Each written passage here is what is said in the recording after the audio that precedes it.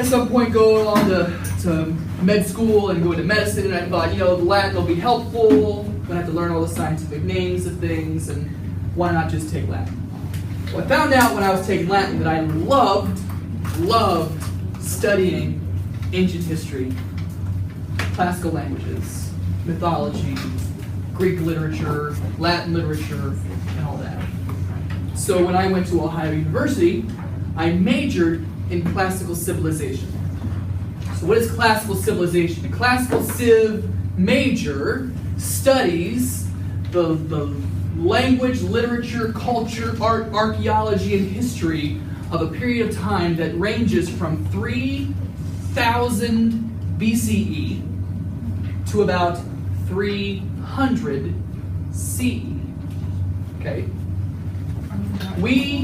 When we talk about our American history, we think of things that happened around the American Revolution as a long time ago, right? That stuff is pretty old. What, 250 or so years old? That's not it. Okay. What I study, okay, American Revolution about 250 or so years old, 250 years ago. London, the city, was founded about 1,000 years ago. Okay. The birth of Christ, Julius Caesar, about 1,000 years before that. Classical Greece, the philosopher Socrates, 500 years before that. Okay? Homer, who wrote the Odyssey, 300 years before that. And what Homer was writing about, the events of the Iliad and the Odyssey, 400 years before that. So when we're talking a long time ago, we're talking a long time ago, okay? We've got here a little bit of a timeline, just to kind of give you guys some idea while I'm talking, okay? In the zeros, right? Julius Caesar, the birth of Christ. You've moved it on me. Here we go. Julius Caesar, the birth of Christ. The Peloponnesian Wars, the city of Athens becomes a major world power. Okay, Socrates, right here. Right here in the 800s BCE, that's when Homer lived. That's when we have the Odyssey written down. But he's writing about things that happened way up here. The Trojan War. Okay? So I want you guys to have this kind of timeline in your mind. When you're thinking about the things we're going to discuss today, think about how long ago that was. Okay? No electricity. Right? Just a totally different kind of world. Okay?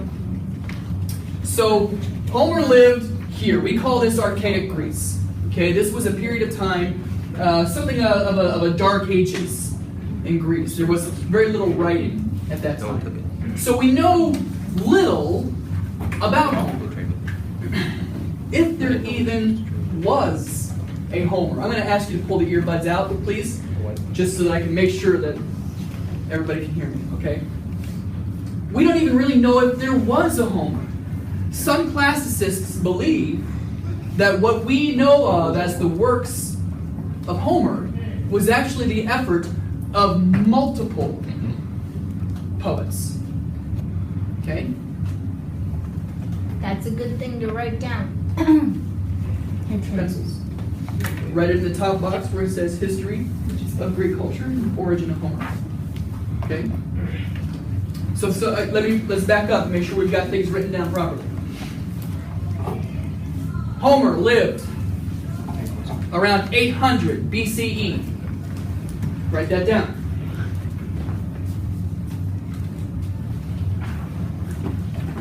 The events of the Trojan War,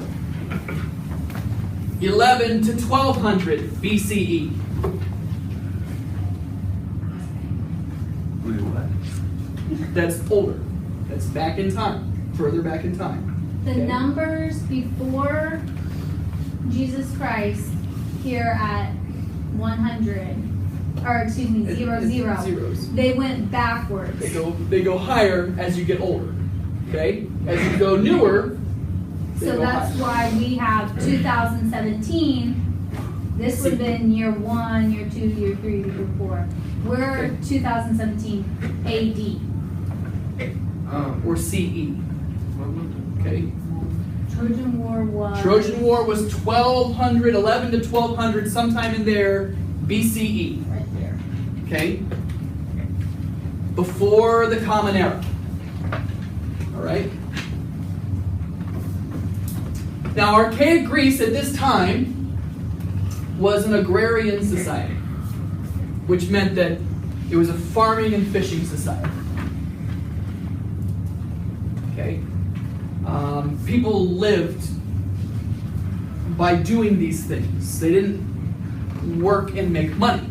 You see, we didn't have money. Money didn't exist until sometime around 600 BCE. That's important to know.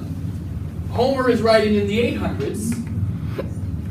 No coin until the 600s. Okay? So like I said, we know very little about Homer. Some classicists believe there was no single person named Homer who wrote the Odyssey. They believe it was the effort of multiple poets. Okay? When we read our histories written by the classical Greeks in the 5th century BCE, Herodotus and Thucydides, they talk about Homer as though he is a guy, as though he was an actual person who lived and wrote these poems. Okay? So for our purposes today, we will discuss Homer as though he was an actual guy. Alright? Does it make sense? Go like this? Yes. Very good. Okay. So, Homer then lived sometime in the 8th century BCE. And that's about the time when he wrote the Odyssey. Okay? And we're going to put quotes around the word wrote. Okay? As I said, this was an agrarian society. We refer to this period here as something of the Dark Ages of ancient Greece. And we call it the Dark Ages because we have very little writing happening at this time. We found very few things that were actually written down in this time period. Okay? So right in here, between the 1100s and the 800s, there's not much being written down. It's the Dark Ages. What that tells us is that the majority of this society was illiterate, incapable of reading or writing. This is important. Write this down. Most people were illiterate. And it is reasonable to assume Homer may have been illiterate too.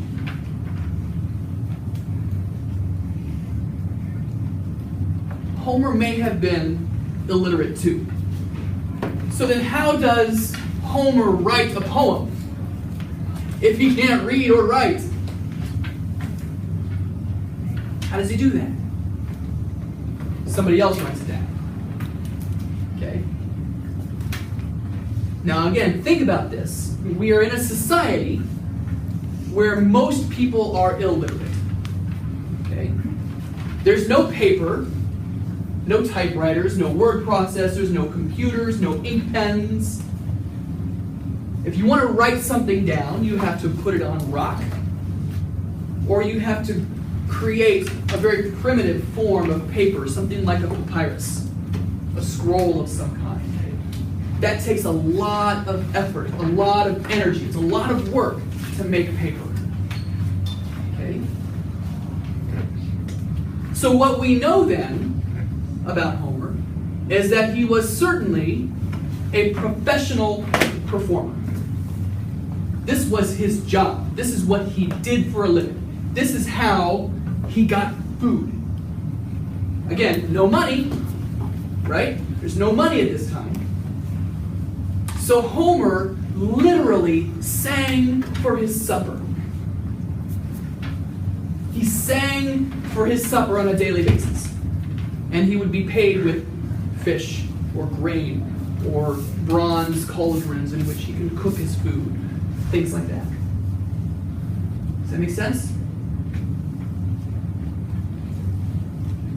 We also know that he was very, very good at his job. How do we know this? Again, we're talking about a society where almost everybody is illiterate. So finding someone who knows how to read and write is hard to do, right? So first of all, you got to find someone who knows how to read and write. You've got to provide them with the very primitive type of paper on which to write it. It's hard to make paper. So you got to do that too. The Odyssey is about 12,000 lines of poetry. 12,000. It takes a long time to write that down. Okay? So somebody went to a great effort to put this down in writing. You wouldn't do that if it wasn't really good. Right? So this is what we know about Homer. Professional musician, professional performer, exceptionally good among his peers. All right? Possibly illiterate. Okay. But really, really good. Okay, so everybody get that? Those are important things to note. I want to talk now just a little bit too about what he's writing about. Okay, so we've got Homer writing here in the 800s. He's writing about stuff that happened 400 years ago. Okay, 400 years ago. We like to think about our American Revolution as being a long time ago. That was about 250 some odd years ago, right? Less than 300 years ago. We actually have, or had, pretty good record keeping at that time, didn't we? What kind of record keeping did they have in the 1200s BCE? None, right? None. So this is where we're going to come down to the next box that says oral tradition. And I'm going to caution you guys, write very, very small in this box that says oral tradition, because I have got a lot to share with you about this. Okay? So, the oral tradition. We know that Homer did not make up this story. Right? This isn't something he just came up with off the top of his head. These are stories that had been shared with him as he grew up. Okay? When we talk about the oral tradition, we talk about, and you'll want to write this down, stories that are passed down from generation to generation by mouth. Remember, we're living in a society where there's no electricity. Okay? So you couldn't go home and turn on the boob tube and watch, whatever it is you're watching on TV that night. There was no NFL. Right? No baseball. No World Series. Okay? No sitcoms. That stuff didn't exist. What you had was Uncle Fred. Okay? Uncle Fred would tell you stories. Uncle Fred would tell you about the heroes who fought in the Trojan War. Where did Uncle Fred hear about these? Well, he learned about it from his aunts or uncles. Where did they hear about it? Well, from their aunts or uncles. Where did they hear about it? From their aunts and uncles. Their grandparents. For generation upon generation upon generation. 400 years, these stories are passed down by word of mouth. from one person to another. Every time a story is told, it changes just a little bit. Something new is added. It grows. It becomes fantastical. Okay? We know, according to the archaeological record, that there was a city of Troy. It's on the coast of Turkey, in the north. Okay? And that this city existed in that location from about as long ago as 3000 BCE to about 950 BCE. Okay? This was a big city, big fortified walls. It takes a lot of effort. We're talking now 5,000 years ago from today. It takes a lot of effort to build a big fortified city with stone walls, right? It's not easy to do. It was an important location. According to the archaeological record, this particular site, let's pop the earbuds out, please. This particular site was invaded, burned to the ground, and rebuilt 9 times. 9 times. Invaded, razed to the ground, rebuilt. It takes a lot of energy to do that, right? One of those times happened sometime around 11 or 1200 BCE. And the archaeological record shows that it was Greeks who invaded at that time. So we believe when Homer is writing in the 800s that he's referring back to an actual historical event that happened 400 years ago. Someone told him about it. It's been shared. This event has been shared through oral tradition for years and years and years. Okay? Now we kind of do the same thing when we think about our American Revolution, right? I mean, we have stories that we tell about our forefathers. George Washington, as a boy, chopped down a cherry tree, right? And when accused of it, what did he say? Said he didn't do it. Oh, what did he say? He said, I cannot tell a lie. When asked about it, he said, I cannot tell a lie. Yes, I chopped it down. We have no historical evidence to back up this story. But it's a story we share. Okay? And every time we tell it, it might change a little bit. So these are the kinds of myths that we tell. We're telling the story about something that happened 250 some odd years ago, right? 400 years ago. Where do you think the story's going to go? It's going to change, right? So we've got Homer, who's writing stuff that we think happened, but every time he tells it, it changes a little bit. Okay?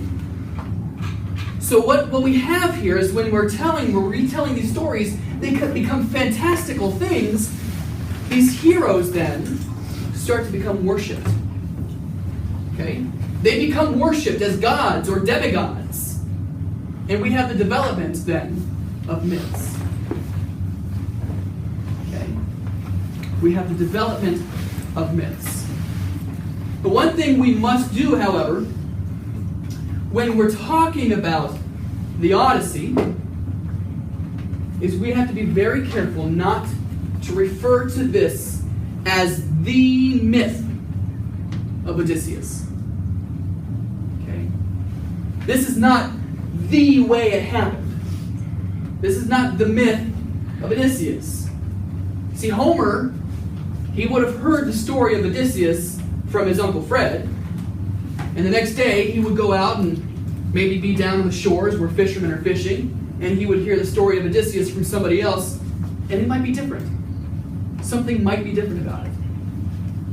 But here's the thing. Neither story is wrong.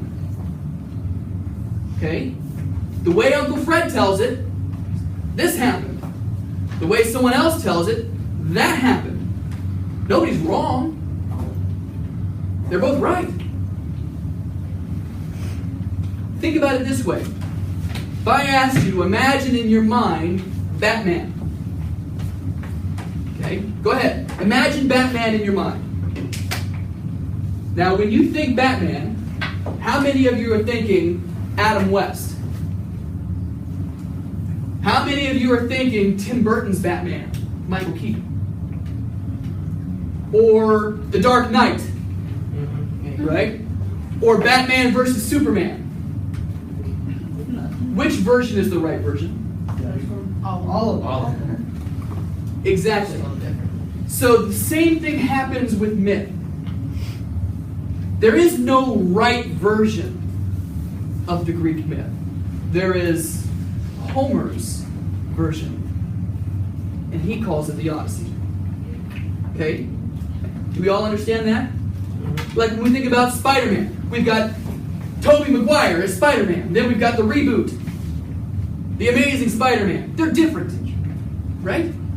There are certain elements that are the same throughout, but some of the details are different. And that's the way Greek myth works. Okay, that's the way it happens. When you've got these stories told through the oral tradition, it changes every time. Okay, so we want to be very, very careful not to refer to this as the myth of Odyssey. Make sure you write that down. There is no one perfect, true version of the myth. Okay? Continuing on, oral tradition. Again, I told you to write small because I got a lot of stuff to share with you. I want to talk to you about mythology in the ancient world. Okay? And we're talking here now about mythology from about 800 through, 300 CE. Okay? Mythology can have or serve about 5 purposes. So go ahead and write this down. Number 1, 2, 3, 4, 5. Number 1, mythology can have religious meaning or religious purposes. It's important to remember that these myths are all part of a religious tradition. There are rituals that are associated with them. You have priests and priestesses. You have prayers that are said, sacrifices that are made, all part of a religious ceremony. Okay? These myths are a part of that. Myths can also be used to explain natural phenomena. Okay? So that's number 2. They explain natural phenomena. Why do the seasons change? Well, we know, based on science, that the seasons change because the earth tilts.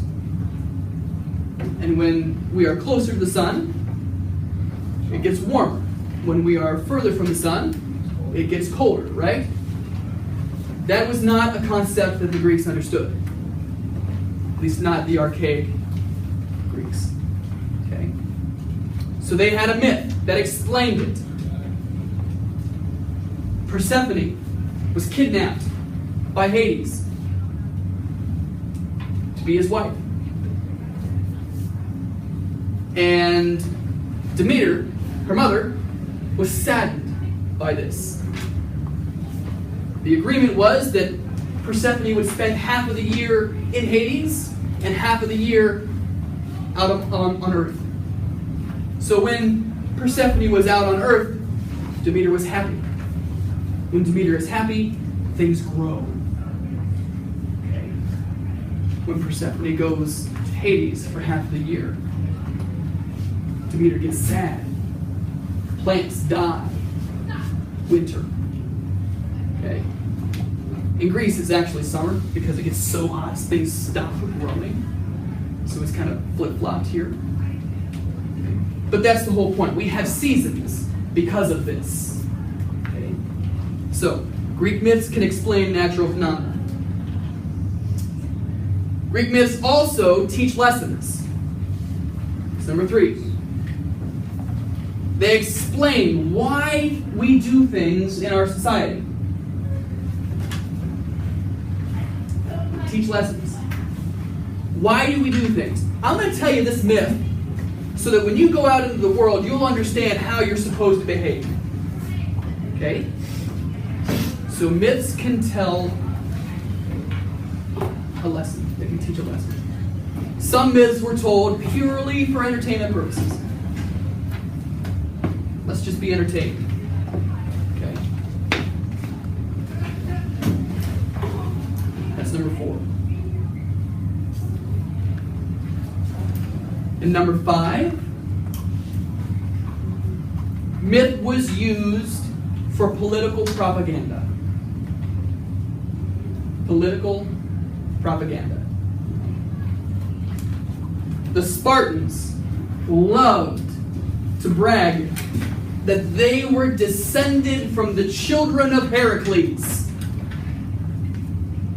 Directly descended from Hercules himself. The Athenians loved to talk about how Athena founded the city of Athens. Right here, this is my city. It gave them some political clout. Okay. In the Roman era,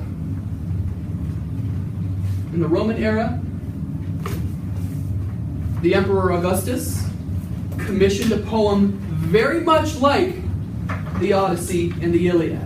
It's called the Aeneid. And it tells the story of a Trojan war hero named Aeneas who takes what's left of the Trojans and takes them over to Italy to found Rome. And that's used as the basis for some wars against cultures like in Carthage. Okay? It explained why they had war against Carthage. All right? I've still got until 1:05, right? I got time. Good. Okay. So those are the 5 different purposes of myth in the ancient world, or uses of myth in the ancient world. I want you to number 5 more. 1, 2, 3, 4, 5.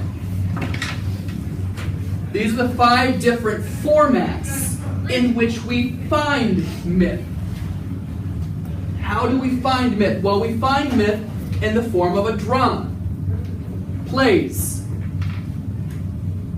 Sir? Number 1, drama. Okay? Number 2, we find it in prose. Speeches. Essays. Histories. These myths are shared in prose. Number 3, we find myth in art, in artwork, vases, sculptures, architecture, temples. The myth is there. Number 4, we find myth in lyric poetry. Love poems. Gushy love poems. This is just a reminder that human nature doesn't change. The human condition today is the same as it was 5,000 years ago. Okay? Remember that. Ancient Greeks were not a whole lot different than you are. Okay? Finally, we find myth in the form of epic poetry. And that's what the Odyssey is. The Odyssey is an epic poem. Okay? The Odyssey is an epic poem. Now you can turn the page. We're going to talk specifically about epic poetry and what to expect. I'm going to give you a definition of epic poetry. Ready? It is a long narrative poem, usually about heroic deeds or events that are significant to the culture of a poet. I'm going to say that again. Long narrative poem, usually about heroic deeds or events that are significant to the culture of a poet. And that last part, guys, significant to the culture of a poet. That is key. Okay? Remember, we're talking about an oral tradition. Okay? The myths that we have are coming out of an oral tradition. Myth has to have cultural significance in order for it to persist. If those myths no longer mean anything, we stop telling them. Do we understand that? Thinking again about this myth of George Washington and the cherry tree. We tell it over and over again. We have no basis for it, no historical basis for it. But we tell it again and again because it means something to us. Okay? Why? Why does it mean something to us? Anybody? Yes? To the life lesson, not the lie. Kind of. I think it goes deeper than that. I think when we think about our politicians today, we assume that every single politician is a lying liar. Right? They're corrupt. Every single one of them. We want, deep inside, we want to believe that our founding fathers were good, moral, upstanding people. They never lied. They never cheated. They were never corrupt. We have no evidence to tell us that. In fact, there's evidence to tell us the contrary. They were human beings. They probably did the same sorts of things that our politicians today are doing. Okay? But we want to believe inside that they were good, moral, upstanding people who didn't lie. So we perpetuate this myth about George Washington because it has cultural significance. Does that make sense? Do we understand that? This is the key to understanding Greek mythology. These stories had cultural significance. They meant something deep inside to the Greek who read or heard it. Okay? It was moving emotionally for them to hear it. All right? Okay, so talking more about epic poetry, there are some common characteristics that you will find whenever you find an epic poem. So right there where it says 1, 2, 3, 4, you're going to write these down. Number 1, this is a poem, right? So epic poetry is written in a meter. It has a flow. It has rhyme. Okay? Remember, this is sung. It's performed. Like a musician today performs. And it's written and performed in what's called dactylic hexameter. Dactylic hexameter. I'm going to spell that for you. D-A-C-T-Y-L-I-C. D-A-C-T-Y-L-I-C. Dactylic hexameter. H-E-X-A-M-E-T-E-R. Dactylic hexameter. Hexameter meaning 5 meters. Okay? 5 measures. Dactylic referring to a short, long. Okay? When read out loud in the ancient Greek, all of the lines go short, long, short, long, short, long, short, long, short, long. A short, long, a short is called a dactyl, and a long is called a spondy. 5 of those are, a dactyl and a spondy is called a foot, and you've got 5 feet in a line. So dactylic hexameter. Okay, sometimes that 5th foot is 2 spondies, 2 longs. Okay? But remember, this is performed by a man who is possibly illiterate. So he's not reading the lyrics off of paper when he's saying it. It's all in his head. How many lines did I say? 12,000 lines. Okay? Memorized. So, Homer would have been, we've tried to use an analogy here. Homer would be like, what would we say, Tupac? Would be like the Tupac of his day. An incredible performer, an incredible writer. He would have to have all of these lines memorized, and they would have to flow. They would have to have rhythm and rhyme and meter. And it would have to flow like a rapper of our modern day. The way he would have said it would have had rhythm like a song in our modern day, because he was using that formula of the syllables going a certain way, the meter flowing. Short, short, long. Short, short, long. Okay? So that would happen. Okay? He was great at it. One of the reasons why he was so good at it, and this is number 2, he would find commonly repeated phrases. Certain phrases that he could say over and over again that would fit specifically into a part of that line that would make it easy to have all 5 feet for his dactylic hexameter. Okay? So when you are reading the Odyssey, you will find certain phrases repeated over and over again. One of those will be rosy-fingered dawn. What does that mean? Think of dawn, okay? We've got, sometimes myths explain natural phenomena, right? The sun comes up every morning, doesn't it? Mm-hmm. Dawn. What happens to the sky when the sun comes up? It's morning. It gets kind of reddish, right?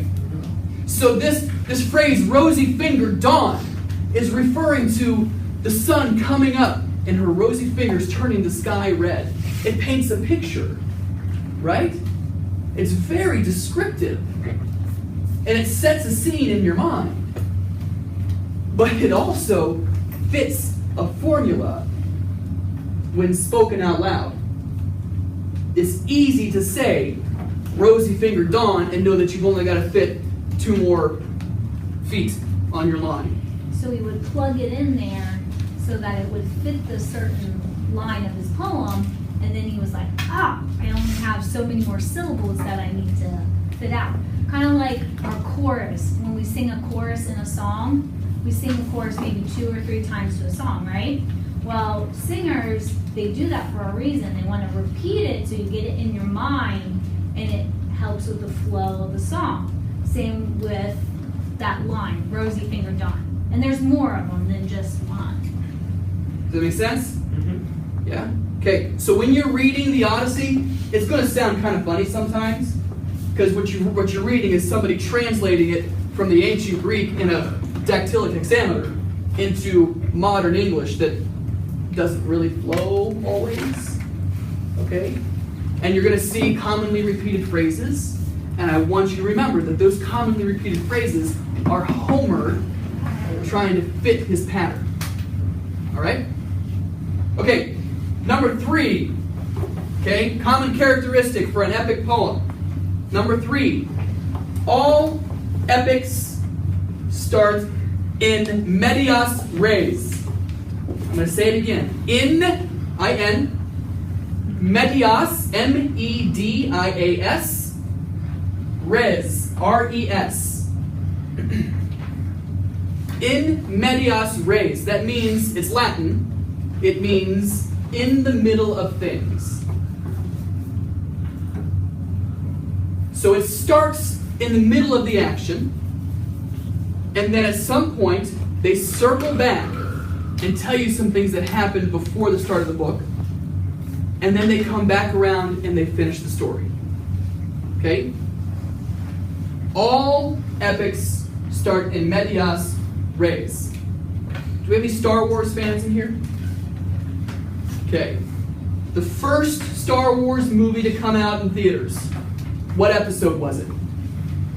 Episode 4. It was episode 4. That's right. Episode 4. That means there was 1, 2, and 3 that had happened, but we don't see it yet on the theaters, right? So we get 4, 5, and 6. Okay? They circle back and give us 1, 2, and 3. And what are we getting now? 7, 8, and 9, right? We're getting 7, 8, and 9 now. We got 7 last year. We've got Rogue One coming out as a side story. After that, we're going to have 8, 9. Star Wars is an epic. It starts in the middle of things, it circles back and gives us the backstory, and then it finishes off the story. Okay? How about Lord of the Rings fans? Any of those? Lord of the Rings, it starts in Medias Res. In the middle of things. Has anybody read Stephen King's The Dark Tower series? These are modern epics. Okay? These are modern stories that fit a formula that was created thousands of years ago. And it's compelling. There's a reason why we come back to it. Okay? It makes for good storytelling. It works so well that we're still using it 2,000 years later. It makes for really good storytelling. Okay? Finally, the last thing that you're going to find, last characteristic you're going to find with ancient epic poetry, you will find what is called epic simile. Epic simile. Now, as I said, Homer was living, it's not here anymore. Homer was living in an agrarian society, right? Farming, fishing. So when he was telling his stories, he would try to find some way to connect to his audience. He would find some way to describe things in a fashion that meant something to his audience. So I'm going to read this to you now. This is from the part in the Odyssey where Odysseus and his men have to sail between 2 sea monsters. And they get too close to one of them. They get too close to Scylla. Okay? He says, "Now Scylla snatched 6 men from our hollow ship, the toughest, strongest hands I had, and glancing backward over the decks, searching for my crew, I could see their hands and feet already hoisted, flailing higher over my head, look, wailing down at me, comrades riven in agony, shrieking out my name for one last time." And here's where the simile comes in. You ready? "Just as an angler," a fisherman, "just as an angler, poised on a jutting rock, flings his treacherous bait into the offshore swell, whips his long fishing rod, hook sheathed in an ox horn lure, and whisks up little fish he flips on the beach break, writhing and gasping out their lives. So now they ride, gasping, as Scylla swung them up her cliff, there at her cavern's mouth, where she bolted them down raw, screaming out, flinging their arms toward me, lost in the mortal struggle." That's Odysseus talking about his men being plucked from his ship, the same way a fisherman plucks fish out of the sea. That's a long simile, right? But it connects. It's raw emotion in that, right? And it creates an image in the listener's mind that they're familiar with. Okay? So it draws a connection between the poet and the audience. Okay? So, epic simile is another thing that you will find while you are reading the Odyssey. Okay. And the last thing I'm going to do is I'm going to play Uncle Fred for you. Okay? And in that last part on that page where it says Trojan War background, I'm going to give you the mythological backstory to the Trojan War. So that when you are reading the Odyssey, you know everything that happened beforehand. Okay? So we are going to start with the wedding of Peleus and Thetis. Okay? Peleus and Thetis. Now, Peleus and Thetis. Peleus was a mortal man, a human being. Okay? And he fell in love with Thetis, and she fell in love with him. Thetis was a nymph, a daughter of Zeus. Okay? So they decided to get married, and at their wedding, there was to be a grand feast, a grand banquet. All the gods and goddesses were invited, except one. Okay. That's why. He knows a little bit of the backstory. He's got an Uncle Fred somewhere. Okay. All of them except one. Okay. Now we want to remember that these gods that the Greeks worshipped, and that were a part of these myths, were not the moral compass that we have today in our Judeo-Christian religions. Okay? They're not the moral compass that we have today in our Judeo-Christian traditions. Okay? They are immortal. They have magical abilities. But they are base. They are petty. They have human desires and passions, just like we do. Okay? And so, that one goddess who was not invited, her name is Eris, which means strife or discord. Well, they just uninvited the wrong person, right? She sneaks into the banquet and leaves a golden apple. What's it say on there? It's Artemis, Hera, and... Close. You're close. She leaves a golden apple, and on the apple it says, "For the fairest." Now, what's going to happen if you leave a single golden apple for the fairest among a bunch of petty goddesses? They're going to argue over the apple, aren't they? They want the title. They want it. They want to know that they are the fairest, right? And so they argue and they bicker and they bicker and they argue, and it kind of comes down to three goddesses. We've got Hera, the wife and sister of Zeus. We've got Athena, the daughter of Zeus, and Aphrodite, also the daughter of Zeus. Okay. And so these three, they continue to argue and bicker, and they can't decide who's the fairest. So they decide, the way gods do, to pick on a mortal. They go to the fields of Troy, and they find Paris. And they ask Paris to be the judge, to make the decision, who is the fairest. That's a catch-22 right there, and that you know no good is going to come of this. Now these goddesses, they are, again, petty and base, and they will do anything they can to win this argument. And so they start to offer bribes. Hera says to Paris, "I will make you the ruler of all of Greece." Athena says, "I will promise you victory in battle." Aphrodite offers him the love of the most beautiful woman in the world. Paris chooses love. Now there's a catch. There's always a catch with the gods and the goddesses. She was already married. The most beautiful woman in the world is Helen, who is married to King Menelaus, the king of Sparta. Okay? And so Paris has to sneak in to Sparta and by trickery steal Helen out and take her off to Troy. Now, Menelaus is angry.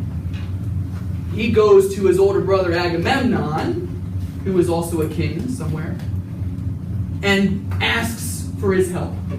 Now, a little bit more backstory. Because Helen was so beautiful, when they were trying to find the appropriate suitor for her, Again, all the Greeks were arguing over who got to marry Helen. Odysseus offers up a solution. He says, regardless of who they pick, we all will promise to honor and defend the marriage of Helen and whoever she marries. Okay? So everybody agrees. Helen's father picks Menelaus. Menelaus gets to marry Helen. Helen's kidnapped, taken away by Paris. Menelaus goes to Agamemnon. Agamemnon goes to the rest of the Greek world and says, you all promised to honor and defend the marriage of Helen and Menelaus. So we all have to go get her back. And Odysseus now is bound by honor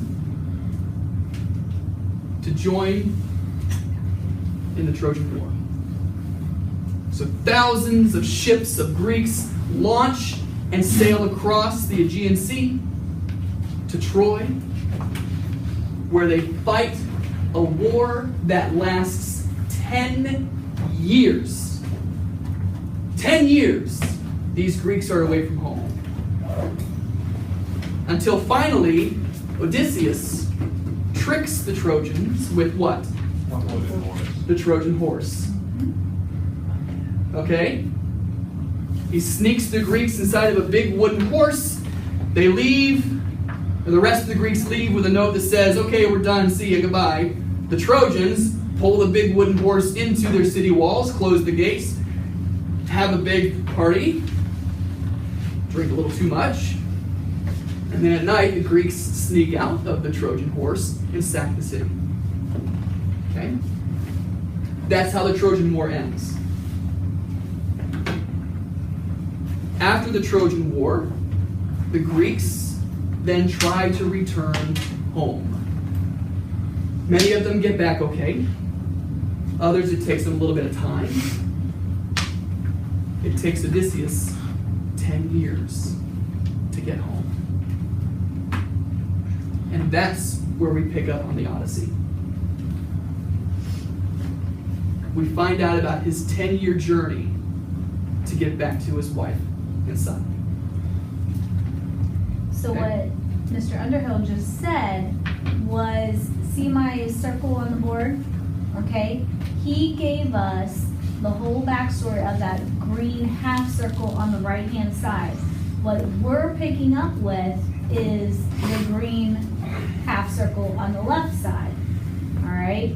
He's giving us the background before the Odyssey itself. And I'm going to even say that within the Odyssey, you've got this going on. Because the Odyssey starts a number of years into Odysseus' journey home. And he goes back at some point and retells everything that has happened. And it's very emotional for him. He does an in medias res in the middle of the story itself. What do you guys Questions? think? Thoughts? Questions. This would be a good time to ask questions because we have a few minutes left.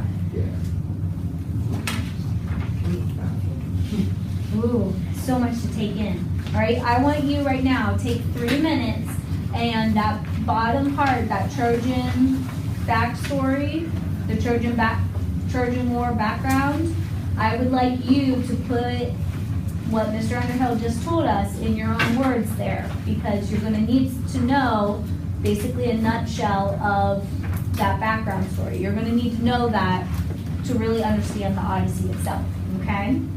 All right, take 3 minutes. Become Uncle Fred. So, Okay, Uncle Fred.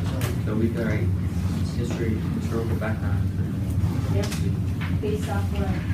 So, like,